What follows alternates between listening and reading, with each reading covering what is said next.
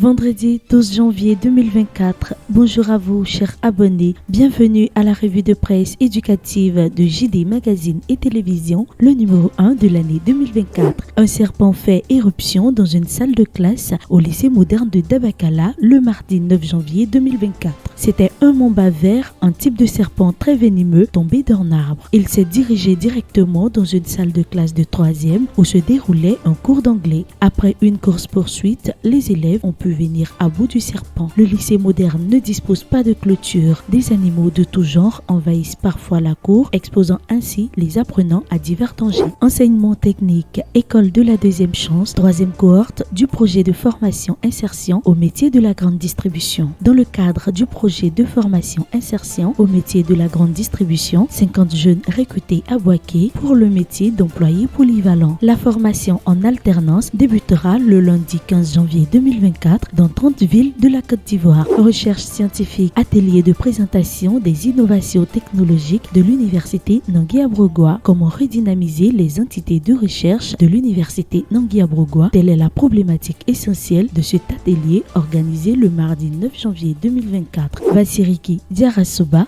ancien élève du lycée moderne 3 de Daloa, devenu cadre dans l'administration publique, a procédé le lundi 8 janvier 2024 à la remise officielle d'un bâtiment de 2 classes qu'il a fait réhabiliter sur fonds propres. L'Adrena ICIA informe de la correction groupée des copies des examens blancs BEPC et BAC. Ce fut le jeudi 11 janvier 2024 au collège moderne d'Ibogui. Enseignement supérieur, le ministre Adama Diawara pose la première pierre de construction de 3 cités universitaires. Les universités bénéficiaires sont l'université Félix Houphouët-Boigny de Cocody, Alassane Ouattara de Boaké et Nangui-Abrogwa. Toujours enseignement supérieur, cérémonie de remise de véhicules et de studios mobiles d'enregistrement de ressources pédagogiques numériques. L'activité s'inscrit dans le cadre de la mise en œuvre des activités du projet d'appui à la modernisation et à la réforme des universités et grandes écoles de Côte d'Ivoire du 2e C2D. Cap sur l'actualité internationale. Au Gabon, dépenses de 80 milliards de francs CFA pour les bourses des étudiants. L'annonce a été faite par Laurence Ndong. Le Gabon dépensera 80 milliards de francs CFA pour payer les bourses des étudiants des universités. Selon la source à Bangui, en Centrafrique, de nombreux établissements